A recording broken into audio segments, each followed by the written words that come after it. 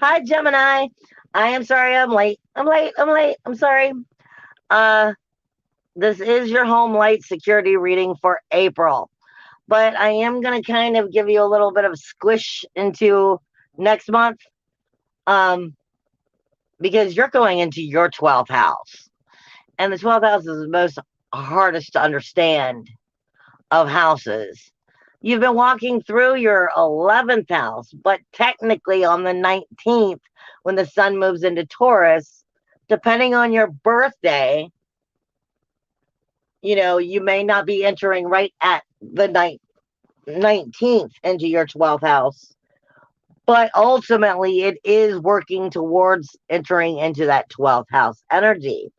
And this is saying in some cases that you might have too much judgment going on, not fully trusting in your incoming energy, maybe not even fully trusting in your incoming spiritual communication with yourself or your abilities on all of these levels, because and that would make sense because you're about to enter your 12th house. You may not even be aware that you're starting to feel that confusion of walking through that. But they're saying this is definitely a healing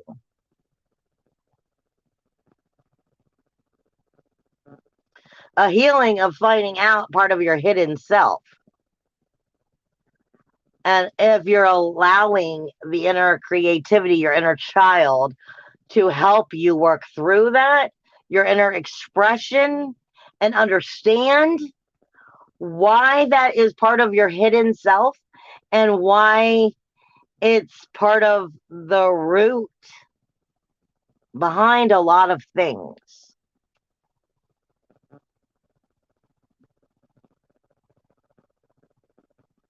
But you need to start trusting in your divine wisdom. You are definitely being given it, but there is some things that you're going to have to overcome. You might be holding too much on your shoulders. You might be trying too much to be perfect. And ultimately, what they're asking you is, what are you afraid of finding out about yourself, healing, and exploring? So, what are you afraid of? And they just said, are you afraid of disappointment or anger towards yourself?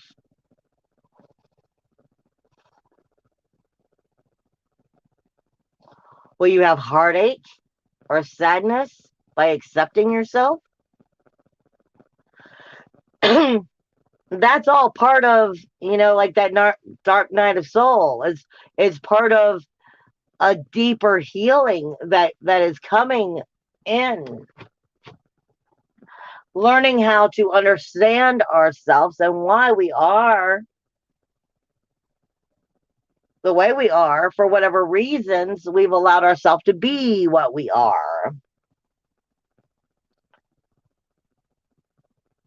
And they keep giving it to me for everybody. It's family judgment, but I really feel like this is more of personal judgment and might be family judgment.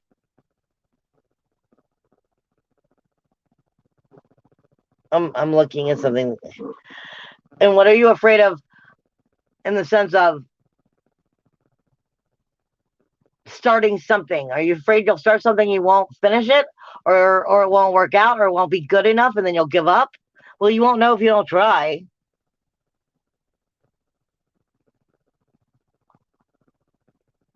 You won't know if you don't give yourself the chance, if you don't try. If you're holding on to,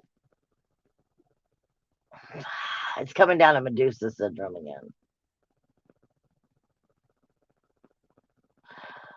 It's coming down to how you're viewing the world around you and how you've always seen it on a lower vibrational frequency, and where you're holding on to that lower vibrational frequency instead of rising above it, and what you're afraid of learning because you don't know what you're going to learn. But that's part of the message here. You don't know what glorious thing is to come if you don't allow that third eye, you don't allow that higher dimensional energy to come in and give you the chance to explore it and learn it and and seed something new. But you are going to be learning a lot about yourself. But right now, you're also getting a lot of mirroring from the outer world itself, setting you up for it.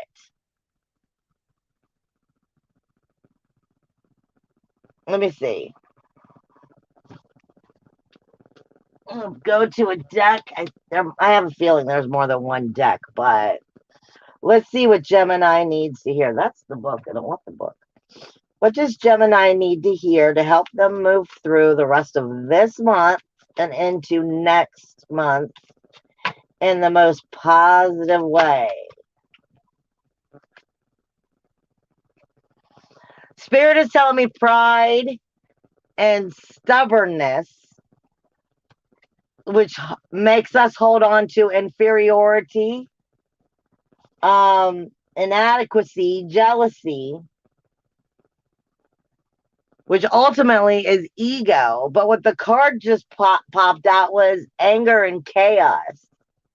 Like I said, I keep getting Medusa energy. And Medusa is in the astrology. And I'll just explain it now. Which I'll come back to when I get into the astrology itself. But I've been saying the whole time, Medusa energy for me is the planet Eris. And she's a dwarf planet, and she's known as the goddess of resentment. She's known as the goddess of trouble, toil, strife, and injustice. And see, for me, this is why I see it this way, and the way Spirit has me interpreting it this way, is because for me, I see her as Medusa. Because I don't freaking like the story of Medusa. I think the story of Medusa is an asshole story. Because the way I understood the story is Medusa was this beautiful woman, and she was a beautiful priestess as well, doing just her job, trying to praise her, her gods and so forth, and more or less she got taken advantage of, sexually manipulated, and then the other god got jealous and turned her into this horrible thing that turns everything into stone. I think that's a horrible story. I'm like, that was just so wrong. What the gods did is just wrong, all because of their jealousy, their chaos. But see, the Spirit is having me use this time because of the Amazon Prime commercial. Because in the Amazon Prime commercial, they're using Medusa, and she's wearing a pair of sunglasses.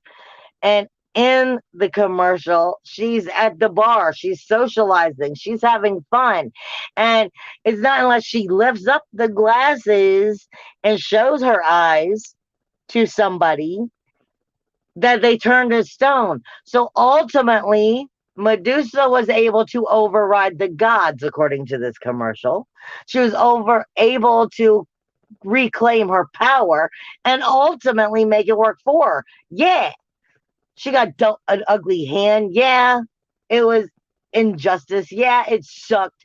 But you know what? She still found a way to carry on. She still found a way to get her energy back, her power back. She may now be Medusa half snake woman, but she found a way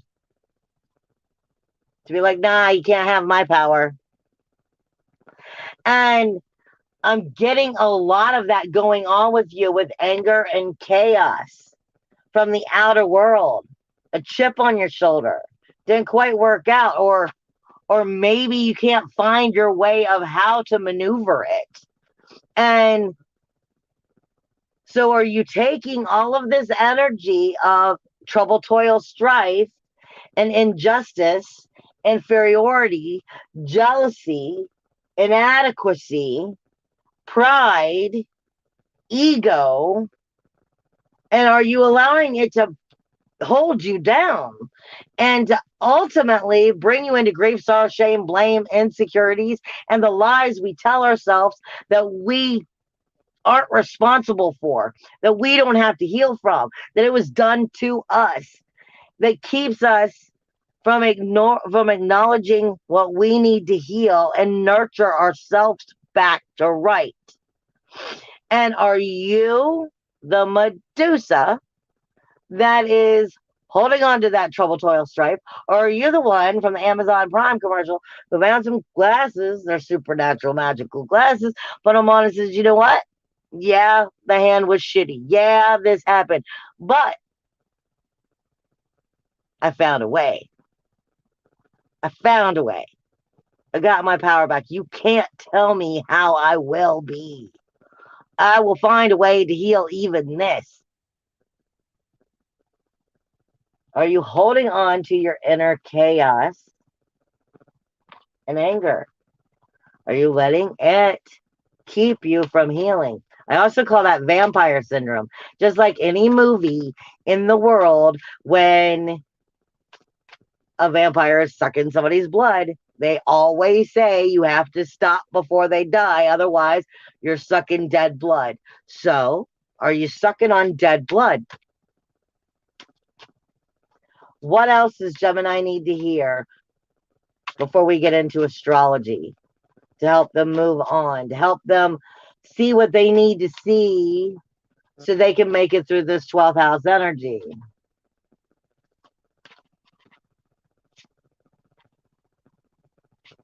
What's that one?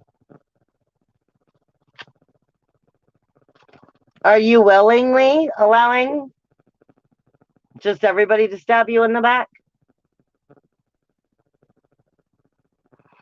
Or, again, with that Medusa energy, look, she's free. All of those knives are right there. This is being stabbed in the back so many freaking times that it doesn't even hurt anymore because you know what? That's armor now. That's nothing but armor now. Again, putting on those sunglasses. What is the sacrifice that you need to take? Now, see, I got this from a movie a long time ago, but I think it's awesome. When it's something that's for all the right reasons, when it's doing what is necessary, the commitment and the sacrifice isn't hard. Holding on to the idea of why you want to not take the sacrifice is more of the prideful energy. But when it's going to help you, when it's good for you, when you love somebody enough, what will you sacrifice for them? So what will you sacrifice for yourself? And when will you decide to be the queen of your world again? This is all heads up messages for that 12th house. I was just reminding you, if you don't love you, if you don't heal you, if you don't come to terms with you, if you don't see everything about you, well, then you're still in denial and you can't be mad at everybody else for not seeing anything any differently because even you're not. And coming to heal ourselves is some of the hardest shit we're ever going to do. But let me get into the astrology now.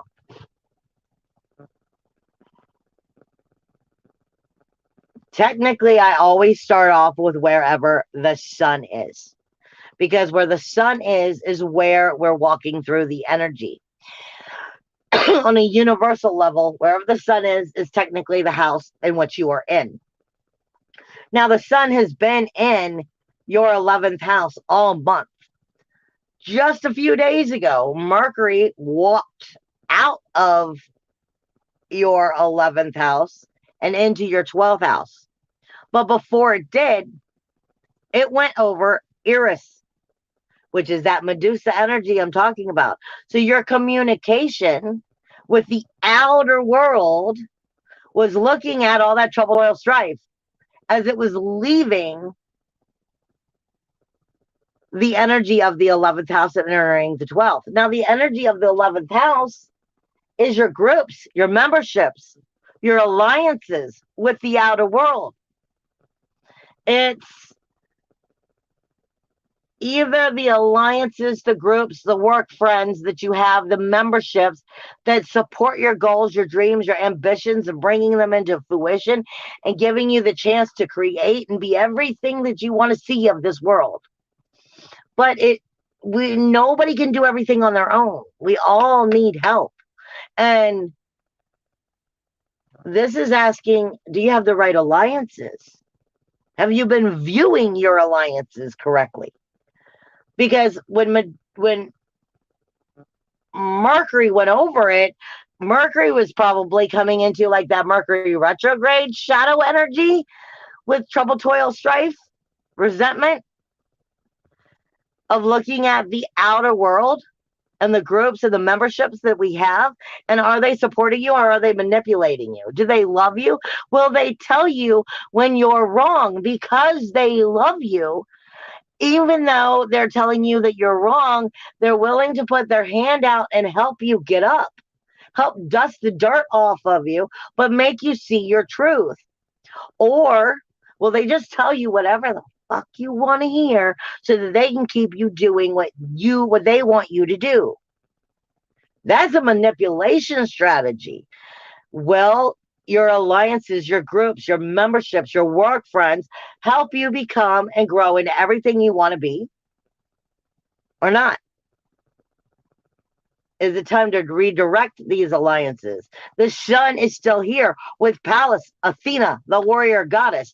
Pallas, which is Athena, the warrior goddess, and the sun, the illuminator for all of the good and all of the bad, is crossing over Medusa and leaving it and taking all of this energy with all three of these planets are taking all of this energy from what they're getting from Medusa into your 12th house, your grief, sorrow, shame, blame, into your hidden self, into your self-deception, your self-denial, your self-undoing, your subconscious, where you'll sacrifice your healing truth for the denial.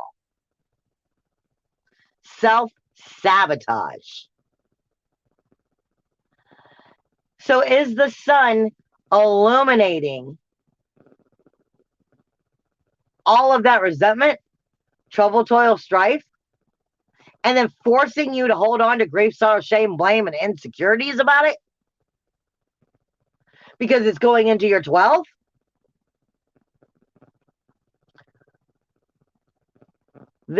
Are you seeing the big picture? Are you seeing the truth of the big picture? Because as it comes into the 12th house and it resides here over the next month, it's going to be getting into self-sabotage. Where has it been self-sabotage? Where has the sabotage been the denial that you don't want to see that can actually help you grow? Grief, sorrow, shame, blame, insecurity. It's where your skeletons are in the closet that have their own skeletons in the closet. Or another way of putting it is, where did you dust everything or sweep everything up underneath the rug? However, the rug is still right here in plain sight, but just in enough space for you to lie to yourself and ignore it. This is time to open up these closets, flip over these rugs, see where the self-sabotage has harmed you, where the trouble, toil, strife has kept you in self-sabotage, kept you in your hidden false truths, because there's a hidden self here. There's more to you to explore. There's more to you to heal. There's more to you to know. But you can't know them until you start evaluating why you created them. And that's the energy you're going to be mainly in over the next month. On the 19th, the sun moves into Taurus, starting your 12th house, depending on your birthday, and maybe a little bit later, but still that's when it'll be in your 12th house. And when I say your birthday, what I mean is like I was born on the 28th. So the 28th of every month is when I know I shift houses. And that's what I'm saying. So on the 19th, sun moves in with Mercury, which is already here. Mercury doesn't care if it's positive or negative. He just gives you the facts. Uranus is here. Independence, individuality, uniqueness, freedom, self-worth, self-value, self-esteem, because it's ruled by the universal second house, asking you if you don't become the one in possession of yourself, well, then you'll be submissive to everyone else. So this is asking you to reclaim your power, to identify who you are, identify your power, to identify your individuality and show the world why you're so freaking great and why your individuality, your independence, your uniqueness is so important, just like everybody else's, but only you have yours. But can you discover it? Because it's hidden. Can you breathe life back into it and heal it? Now, your first house right now, because I always follow the direction of the sun, your first house right now is in Gemini. Lilith has also been in Gemini, but Lilith is about to move out. So I'm going to hit that one in a second. Ceres is in your first house. Ceres is karma, and she is the threefold. And Ceres does not play fair. She hits below the belt, going, well, let me help you to understand. Ceres is all about what you nurture or what you neglect. And if you didn't heal that 12th house, then you're definitely still neglecting it. But in your first house, Ceres is talking about acknowledging and owning the character of who and what you are, acknowledging and owning the way you view the world around you and why, acknowledging the way the world may view you, whether you agree with it or not, but why they may view you that way. It is your character, it is your self-awareness, it is your personality, it is all of the good and the bad flaws of who and what you are, and acknowledging that. Ceres is going, what do I have to nurture here to help make you feel illuminated, to help make you feel good about you? Where have you been neglecting very important character parts of you? And where have you been nurturing the wrong parts of you? So what are we looking at in the character of who and what you are, plus the character of what you see the world as? She is definitely identifying with this, not just at the end of this month, but throughout next month. Now, Lilith is moving out of your first house on the 14th. Mars is also moving into Pisces, but we're not there yet, on the 14th. Lilith is not moving into her most powerful of positions. Lilith is moving into your second house, but on a universal scale, that's Cancer. And Cancer is the universal fourth house of your inner emotional security. So Lilith is kind of kicking you below the belt, just like Ceres is. Because in your second house, she's all about your self-worth, your self-value, your self-esteem. She's all about becoming the possession of you and not the submissive energy of you. She's asking you to remember your fire, to remember your integrity, to remember your identity. But see, she's not strong here. She's very submissive. So this is meaning you're going to have to dig deep for this because she's not going to be able to help you strengthen this that much. She becomes submissive in this energy. She comes, you know, Cancer is all about loving the outer world. That's why it's a great empath. So are you going to be picking up the energy of the whole outer world in your own independence, in your own self-worth, self-value, self-esteem? Are you going to get you confused with them? This is asking you to definitely identify with your own uniqueness right now, because she's not going to give you the most strength here, but that's what she's desiring here. And that's going to be going on all month, next month, pretty much, I believe, which is your 12th house.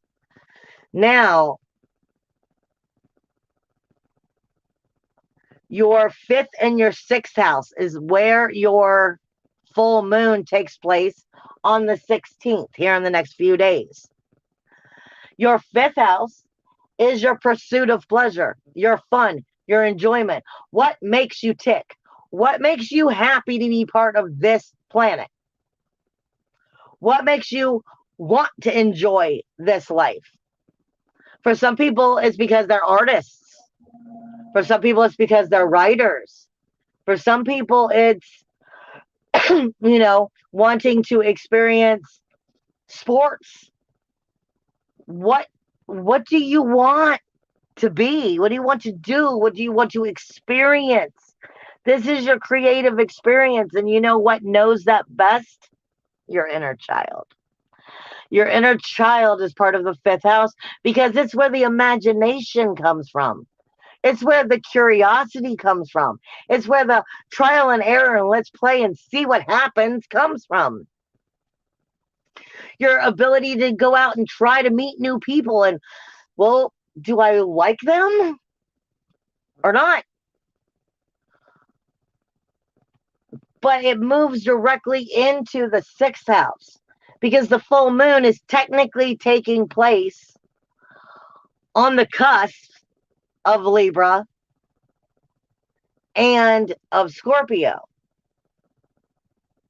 which is automatically also speaking to you about the relationship zone and the proper boundaries in it. So this is saying, are you having the proper boundaries within the relationships, the people that you keep? The 6th house is the people, places, and things of energies that you consume. But those people, places, and energies that you consume also consume you. It's a diet of energy. You have your diet of your health, your food, and everything else. But the people, places, and things that you are part of on a daily basis, your mundane, is what we overlook, which is the most manifesting in energy. And it is a diet of energy. And are you feeding your diet of energy, these people, places, and things? Are they fed to you with healthy people, places, and things that ultimately nurture you being able to enjoy your fun? Enjoy your expression, enjoy the things you want to be, the things you want to try, the things you want to experience. Or are they feeding you with ill waters? I say, when I talk about the mundane task, we have our daily mundane, the people, places, and things of energies that we consume. It's an energy diet. Some people spend all day, working on their art. Some people, on their music. Some people on their writing. Some people as a doctor and in the health wise and exploring extra ways of healing. Some people spend it at the bar. I'm not saying that having a couple of drinks is bad, but if you're there every day, then what are you really going to get from that? What are you feeding yourself? Are you feeding yourself people, places, and things of energies that help you express who you are, help you explore your pursuit of pleasure, your fun, your trial and error, your inner child, your inner enjoyment? Because if you're not enjoying it, then there's something wrong here with your mundane, with the people and the energies that you're consuming that's keeping you from it. That full moon is exploring, where does that rules, walls, and boundaries, where are the healthy people versus the unhealthy people, helping you to explore what you want or what they want. And where are you in this flow? That's what the full moon is going to be showing you. Not to mention, as it crosses out of Libra and into Scorpio, that full moon, it's also crossing over a dwarf planet that's called Haumea. And Haumea's energy is the very collective consciousness. So it's showing you the truth if you're willing to see it. Now, and if it's helping create and nurture, or is it creating neglect and harm? Really? Wait, one, two. And then we get into your eighth house. Your eighth house is again rules, walls, and boundaries. Pluto is going to be here for 2 more years. It is at its end of this time, saying definitely there's some shifting that needs to go on in that eighth house so that you can have the healthiest relationships. This is specifically showing you, I've been trying to show you this for the last 10 years. This is where Pluto is at right now. What has the last 10 to 15 years of your relationships? Where is the same story ending in your relationships? Because Pluto is trying to show you where that 10 to 15 year span has been the same relationships ending the same way. And why? Because that is what needs to change so that you can have healthier ones. Because when Pluto moves out in 2 years, he won't be back to teach you this lesson again in your lifetime. As you move into your ninth house of Aquarius, we also have Saturn here. Just saying also the way you view things have to shift, because the ninth house is all about the rules, walls, and boundaries of the higher experience, the higher knowledge, the rituals, the the karmic energy of where you're taking with these rules, walls, and boundaries, your ethics, your morals, your spiritual urges, your spiritual beliefs, your philosophy, your higher understanding. This is your higher self. And let me remind you, your higher self is in Aquarius. It is the age of Aquarius, but freaking Aquarius needs to learn how to be part of Aquarius. And what I mean by that is Aquariuses are the water bearer. They pour the water of all the higher knowledge down into the world, but they forget to take part in what they're pouring. They forget they are part of humanity. And this is where it's saying on your spiritual path, on your higher self, that your higher self is here just as much as it's there. And you have to be part of this just as much as you have to be a part of below. You must be grounded and you must have wings. This is saying that you are not above it and nor are you below it. You are just as even as everybody else. And this is saying that you need to make sure that you're addressing this in your understanding that there's things you too need to learn about your own spiritual truth, because Saturn is here. This is why I'm giving it to you so in depth. Saturn is here, rules, walls, boundaries. There is adjustments that need to be made for the higher self to grow. is it being given to you? Are you taking the initiative? The keys are also here because Vista is here with Saturn. And Vista is known as the keys that open the door. She is the sacrifice and the commitment to making it happen. So this is saying if you could get out of your way enough to learn something new, then it wouldn't have been hard for you to have gotten out of your way in the first place. It's your insecurity, your fear of change that keeps you from actually taking that chance to open up something new. See, Aquarius is not just about Geminis. You guys are here and now, right here and here and now, here and now. Aquarius is all speculation. So this is seeing from all perspectives. That's pretty good. I mean, that's giving you such a large range of what those upper waters are. And understanding that you're of both of them. Now,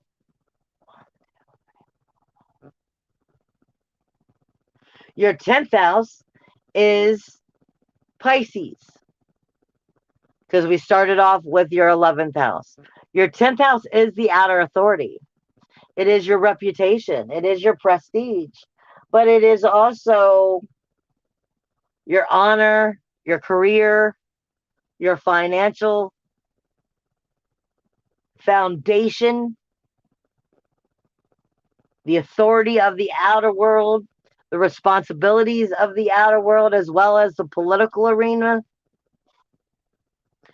And you have Mars that just moved in on the 10th. I mean, on the 14th. Venus is here.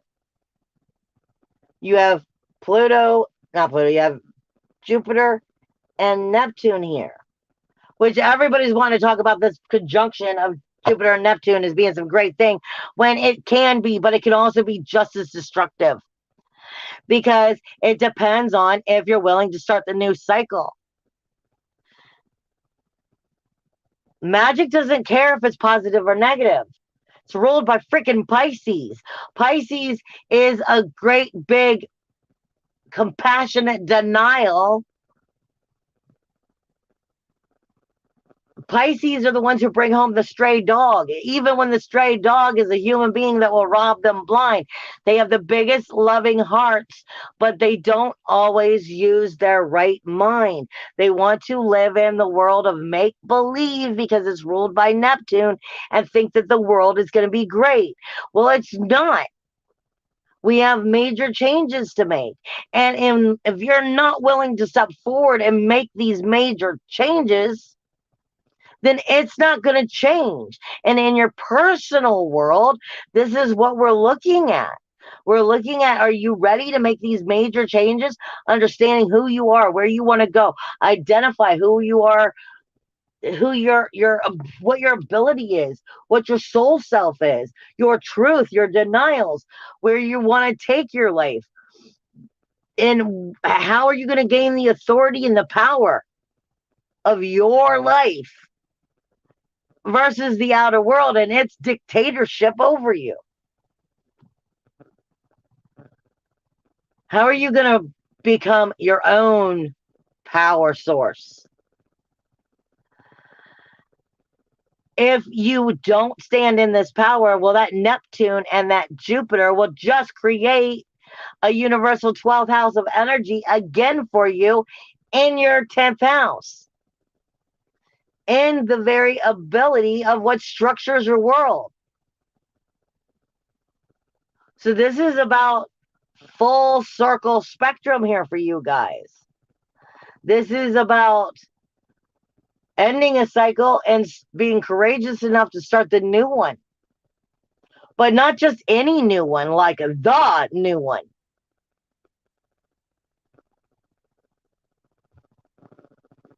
But you've got Venus here and you've got Mars here. Venus is going to be all kinds of sensitive. Venus is not love. Venus is talking to you about what her sensitivity shows and teaches you, whether it treats you wonderfully and you enjoy it and you like it and you enjoy caressing it and being part of it and you want more of it, or where it's done you ugly, where it's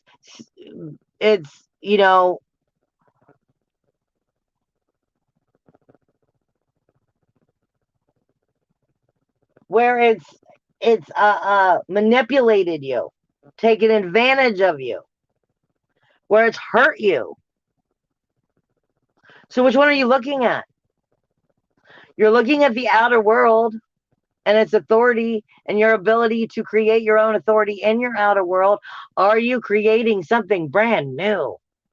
And are you creating it according to what you've always known, what you're comfortable with, or what you're afraid of because you're listening to Venus direct to you what's good for you and what's bad? But is it good for you because it's something new? Or was it bad for you because it's something that you're used to, but you're not growing? See, Mars is also here. Mars is speaking to you. Mars is the confidence and the warrior, but the Mars here doesn't have that confidence, isn't in that warrior energy. It's like your inner SWAT team's like, yeah, but I'm stuck in a meeting for a month. I can't really do much. So this is really coming on the soul self. Where are you going to redirect your world? You have everything going for you. It's just when you overcome your insecurities of your fears of taking a chance and counting on you. Which one of the twins are you? Bye, guys.